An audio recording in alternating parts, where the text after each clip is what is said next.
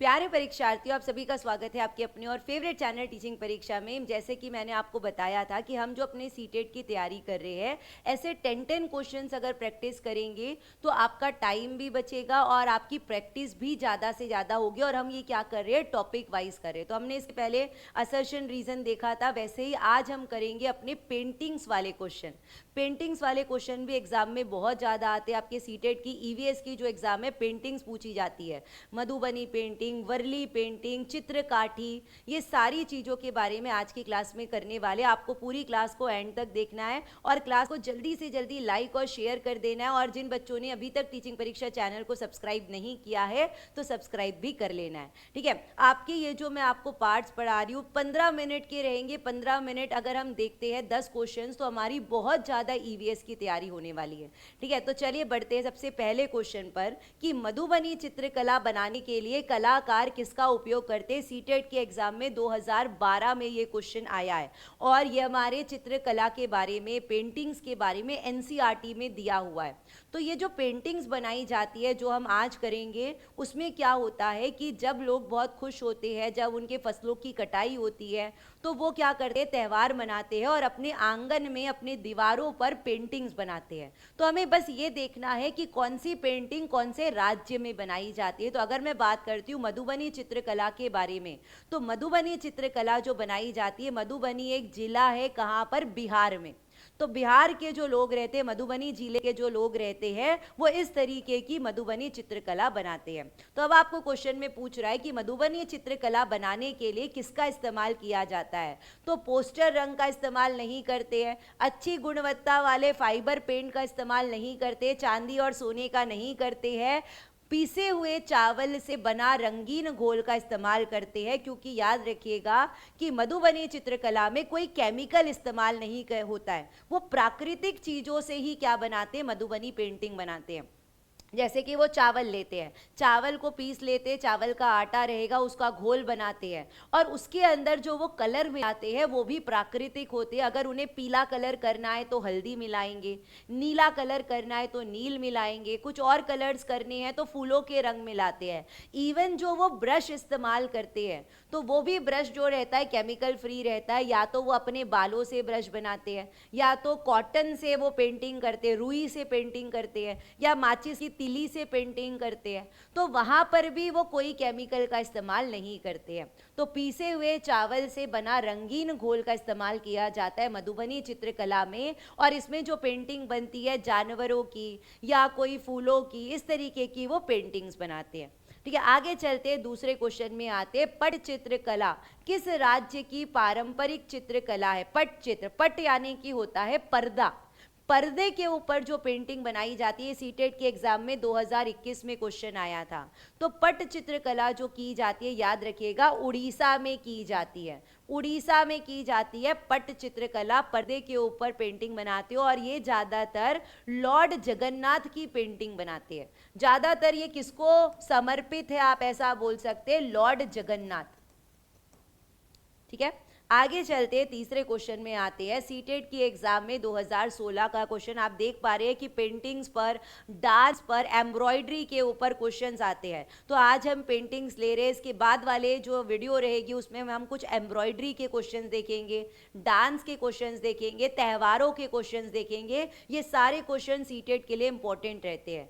वर्ली एक पारंपरिक कला रूप है, तो वर्ली एक स्थान का भी नाम है जो किस राज्य में आता है। वर्ली चित्रकला जो की जाती है, वर्ली जो जनजाति के लोग रहते हैं, वर्ली जो एक स्थान है वो है महाराष्ट्र में। बिहार में तो हमने अभी मधुबनी पेंटिंग देखा, उड़ीसा में तो अभी हमने पट चित्रकला देखा, राजस्थान अभी आगे आने वाला है।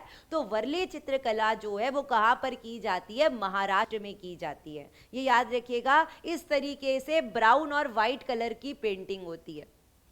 आगे चलते हैं, फोर्थ क्वेश्चन में आते, बहुत ही इंपॉर्टेंट वाला क्वेश्चन है। इसमें बच्चे ज़्यादा कंफ्यूज होते हैं क्योंकि उन्हें ये याद रहता है कि वर्ली चित्रकला महाराष्ट्र में होती है। ये क्वेश्चन देखते हैं, जो रंग चित्र किसी कथा का चित्रण करते हैं जिनमें केवल प्राकृतिक रंगों का उपयोग किया जाता है, उस चित्रकला को चित्रकाठी कहते हैं।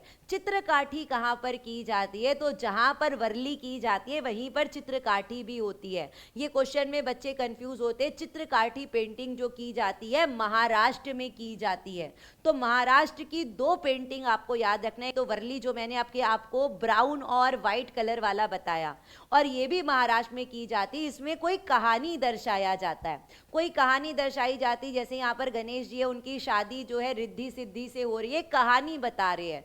तो इसमें भी केवल प्राकृतिक रंगों का इस्तेमाल किया जाता है। तो चित्रकाठी पेंटिंग महाराष्ट्र में की जाती है। वर्ली भी और चित्रकाठी भी आपको महाराष्ट्र में याद रखना है। उसके बाद अगर हम बात करते हैं फड़ पेंटिंग के बारे में, फड़ चित्रकला, फड़ चित्रकला को कपड़े पर बनाया जाता है, राजस्थान से संबंधित है।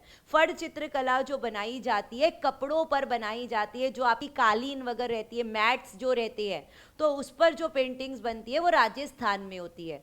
कलमकारी पेंटिंग, कलमकारी चित्रकला जो है आंध्र प्रदेश से संबंधित है। कलमकारी पेंटिंग कहाँ पर की जाती है? आंध्र प्रदेश में की जाती है। ठीक है, इसमें भी प्राकृतिक रंगों का इस्तेमाल किया जाता है, और इसमें भी कपड़ों पर क्या करते हैं, ऐसे ब्लॉक बनाते हैं। पहले ऐसे डब्बे डब्बे बनाते हैं, पहले क्या करते हैं, कपड़ों पर ऐसे ब्लॉक बनाते हैं, जिसे हम ब्लॉक प्रिंटिंग भी कहते हैं। फिर ये डब्बों के अंदर, ये ब्लॉक्स के अंदर वो क्या करते हैं, चित्र बनाते हैं, ब्लॉक्स के अंदर चित्र बनाते हैं। तो याद रखिएगा, कलमकारी चित्रकला को ब्लॉक पेंटिंग भी बोला जाता है। नहीं तो हमें अगर पता नहीं रहेगा, हमें पता है कि कलमकारी आंध्र प्रदेश में होती है, तो कलमकारी को और क्या कहते हैं, ऐसा भी क्वेश्चन बन सकता है, असर्शन रीजन में आ सकता है। तो कलमकारी चित्रकला में हम पहले ब्लॉक्स बनाते हैं, पहले ऐसे हम क्या करते हैं, डब्बे बनाते हैं, उसके अंदर पेंटिंग्स करते हैं। तो इसे क्या बोला जाता है, ब्लॉक पेंटिंग भी बोला जाता है आंध्र प्रदेश की। ठीक है, उसके बाद हम बात करते हैं फिफ्थ क्वेश्चन के बारे में। सीटेट के एग्जाम में 2021 का क्वेश्चन है कि जो वर्ली चित्रकला, वर्ली जनजाति के लोग जो वर्ली चित्रकला बनाते हैं वो किससे बनाई जाती है, वर्ली चित्रकला बनाने के लिए किसका उपयोग करते हैं। तो वर्ली चित्रकला अभी हमने देखा था महाराष्ट्र की है, वर्ली चित्रकला अभी हमने देखा था कि महाराष्ट्र की है। तो ये वर्ली जनजाति के लोग इस तरह की चित्रकला बनाते हैं, तो किसका इस्तेमाल करते हैं, एक तो मिट्टी का इस्तेमाल कर रहे हैं, मिट्टी का इस्तेमाल, ब्राउन कलर जो है मिट्टी का है, ब्राउन कलर मिट्टी का है, तो एक तो मिट्टी का इस्तेमाल करते, घास और पत्थर का नहीं करते हैं, बांस की छड़ी का नहीं करते हैं, मिट्टी का करते, पत्थर का नहीं करते, गोबर का करते। गोबर से पहले अपनी दीवारों को लीप लेते हैं, पहले वो क्या करते, गोबर से अपनी दीवारों को लीप लेते हैं, फिर वहाँ पर मिट्टी और चूने से पेंटिंग बनाई जाती है। तो इसमें भी कोई केमिकल का इस्तेमाल नहीं होता है, गोबर और मिट्टी से पेंटिंग बनाई जाती है वर्ली चित्रकला। ठीक है, आगे चलते हैं, 6th नंबर के क्वेश्चन में आते हैं। बहुत ही इंपॉर्टेंट वाला क्वेश्चन है, सीटेट के एग्जाम में 2014 में आया था, अभी हम 2026 में हैं, तो हो सकता है मैक्सिमम चांसेस है कि क्वेश्चन इस तरीके का रिपीट हो। ठीक है, हमें जो है ज़्यादा पहले के क्वेश्चंस हमें अच्छे से देखने हैं, 10 इयर्स तक के हमें PYQ सॉल्व करना है। और अगर आप करना चाहते हैं तो आपको ये जो हम क्लासेस कर रहे हैं पूरी की पूरी अच्छे से इसको सॉल्व करना है, अच्छे से इसमें ज्वाइन होना है, क्योंकि मैं आपको पूरे पिछले 10 साल, क्या 10 साल से ज़्यादा PYQs आपको सॉल्व करवाने वाली हूँ। ठीक है, यहाँ पर बोल रहा है कि मधुबनी चित्रकला के बारे में आपको सही कथन का चयन करना है। मधुबनी, फिर से आते हैं, बिहार में मधुबनी नाम का जिला है, और ये मधुबनी चित्रकला नेपाल में भी की जाती है। याद रखिएगा, ये बात आपके लिए इंपॉर्टेंट रहेगी, मधुबनी चित्रकला बिहार में भी होती है और नेपाल के कुछ पार्ट्स में भी होती है।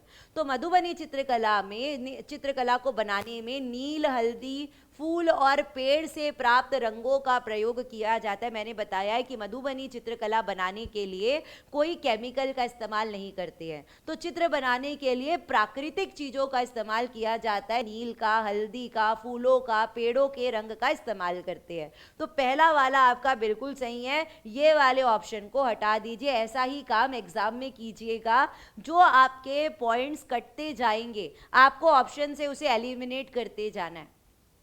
इन चित्रों में मनुष्य, पशु, पेड़, फूल, पक्षी, मछलियाँ आदि दर्शाए जाते हैं। तो जो मधुबनी चित्रकला बनाई जाती है उसमें पेड़ों का चित्र रहता है, पशु का रहता है, फूल का रहता है, उनका चित्र बनाया जाता है। बी भी आपका सही है, ये वाले ऑप्शन को हटा दीजिए। यह लोक कला एक बहुत प्राचीन रूप है और इसका नाम मधुबनी स्थान के नाम पर रखा गया है। ये जो कला है, ये जो चित्रकला है, बहुत पुरानी कला है, बहुत पहले से ये कला चलती आ रही है और इस कला का नाम मधुबनी मधुबनी स्थान के नाम पर रखा गया है। सी वाला भी आपका बिल्कुल सही है।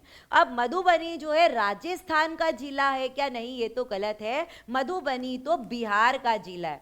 मधुबनी तो बिहार का जिला है, ये वाला आपका गलत दिया है। आंसर हो जाएगा ए, बी और सी। ठीक है, आगे चलते 7 नंबर के क्वेश्चन में आते। कलमकारी पेंटिंग किस राज्य से संबंधित है? अब देखिए प्रैक्टिस वाला क्वेश्चन। अभी मैंने आपको बताया था कि फाड़ पेंटिंग जो है राजस्थान में की जाती है और कलमकारी पेंटिंग जो है आंध्र प्रदेश में की जाती है। आंध्र प्रदेश में हमारी कलमकारी पेंटिंग होती है जिसे हम ब्लॉक पेंटिंग भी कहते हैं। वो पहले ब्लॉक्स बनाते हैं, कपड़ों पर ब्लॉक बनाते हैं और उसके अंदर फिर पेंटिंग करते हैं। आगे चलते 8 नंबर के क्वेश्चन में आते हैं। 8 नंबर का क्वेश्चन है, सीटेट की एग्जाम में 2022 का क्वेश्चन है और ऐसे क्वेश्चन भी इंपॉर्टेंट रहेंगे। हरप्रीत अपने परिवार के साथ पंजाब, बिहार और महाराष्ट्र की यात्रा पर गया और वहां से उन राज्यों की कलाकृति एकत्र की। नीचे दिए गए विकल्प में से बताइए कि हरप्रीत ने क्या संग्रहित किया होगा। तो सबसे पहले हरप्रीत कहाँ जा रहा है? पंजाब जा रहा है। अगर हमें अभी पंजाब के बारे में नहीं पता है तो उसे छोड़ देते हैं, पहले बिहार पर चलते हैं। हरप्रीत जब बिहार जाएगा तो बिहार से क्या कलेक्ट करेगा? मधुबनी पेंटिंग करेगा। ठीक है, तो मधुबनी पेंटिंग इसमें भी है, मधुबनी इसमें भी है, मधुबनी इसमें भी है। ये वाले ऑप्शन को काट दो, ये वाला ऑप्शन आपका नहीं रहेगा।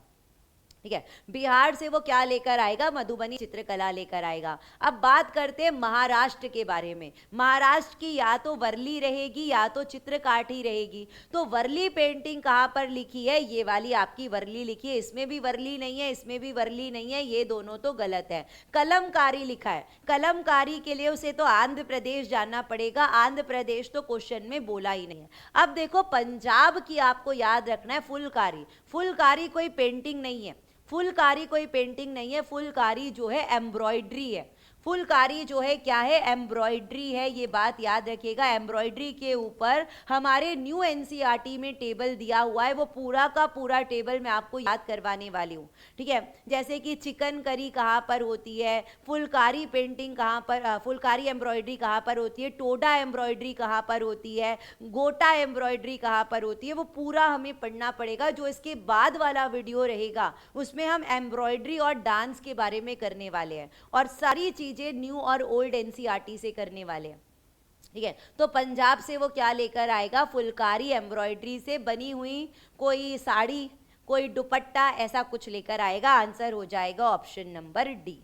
ठीक है, आगे चलते हैं 9 नंबर के क्वेश्चन में आते हैं। पोचमपल्ली एक शहर है जहाँ के अधिकांश परिवार बुनाई का काम करते हैं। पोचमपल्ली एक शहर का नाम है और वहाँ पर ज़्यादातर लोग बुनकर हैं। अगर आप उनके घर में जाएंगे तो वहाँ पर आपको धागों का ढेर दिखाई देगा।